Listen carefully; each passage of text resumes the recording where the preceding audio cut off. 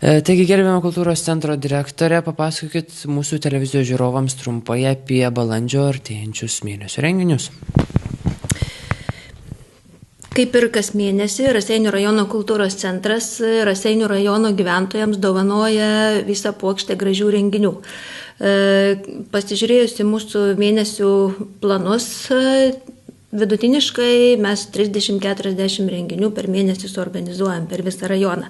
Na, o kalbant apie balandžio mėnesį, tai iškeliausi renginiai būtų turbūt tokie. Tai balandžio 2-3 dienomis Raseinių kultūros centro salėje vyks teatro šventė. Ir šita šventė bus skirta 110 metų pirmajam lietuviškam vaidinimui paminėti ir 20 metų naujai atgimusiam teatrui Raseiniuose.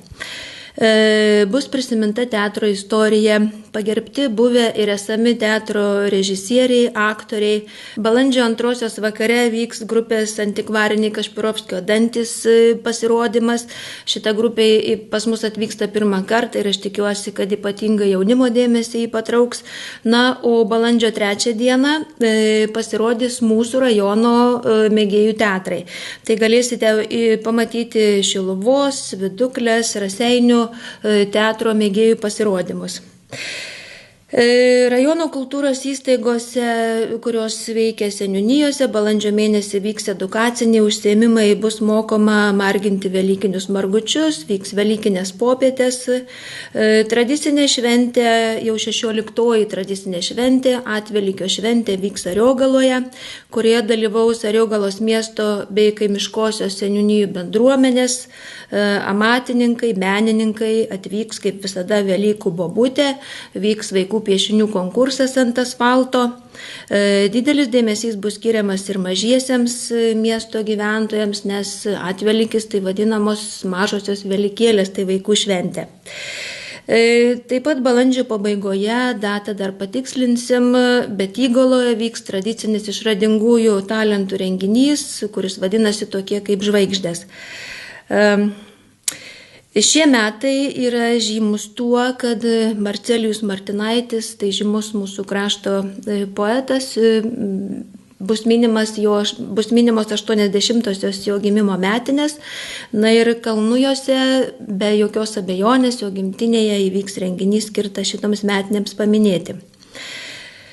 Balandžio 16 kultūros centre Raseiniuose vyks jau antrą kartą iš eilės, antrus metus iš eilės liaudiškos muzikos kapelų šventė Grok Jurgelį. Ja organizuoja VŠI miesto šventė, kartu bendradarbiaudamas su mūsų Raseinių rajono kultūros centru.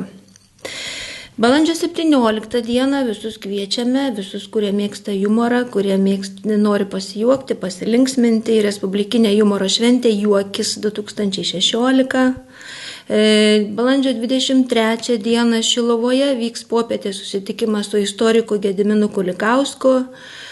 Na, dar galima paminėti, kad iškilus mūsų Raseinių krašto kolektyvas, tai mišrus choras Šatrija, vyks į Latviją, į Ikškilės miestą, kur dalyvaus Ikškilės miesto mišraus choro jubiliejaus koncerte.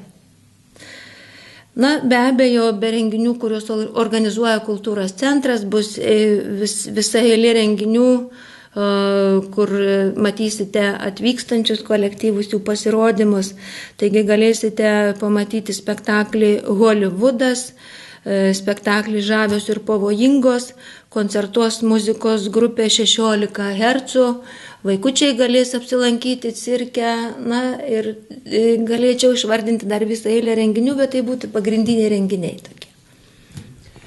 Ir čia nebuvo paminėtas mėnesio renginių jūsų šitame plane, ar ne, filmai, kurie kartais vyksta Raseinių kultūros centre. Girdėti iš jaunimo labai džiugių naujienų, kada vyksta kažkokie filmai ar ne, rodomi filmai. Su tais filmais kaip čia dabar yra? Papasakokit.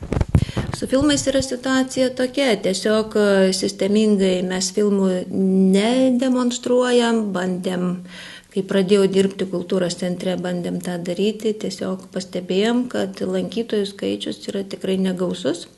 Nebent jeigu mums pavyksta gauti kažkokį naują filmą, kuris dar nėra rodytas per televiziją, nėra rodytas kažkur kitur kino teatruose, bet gauti tokius filmus yra pakankamai nepigu.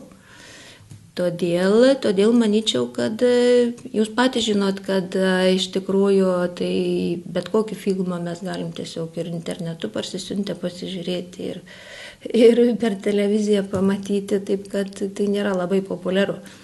Bet dar kartą pasikartosiu, jeigu pavyksta gauti naują filmą, mažai matytą, tai tada žiūrovų skaičius yra didesnis.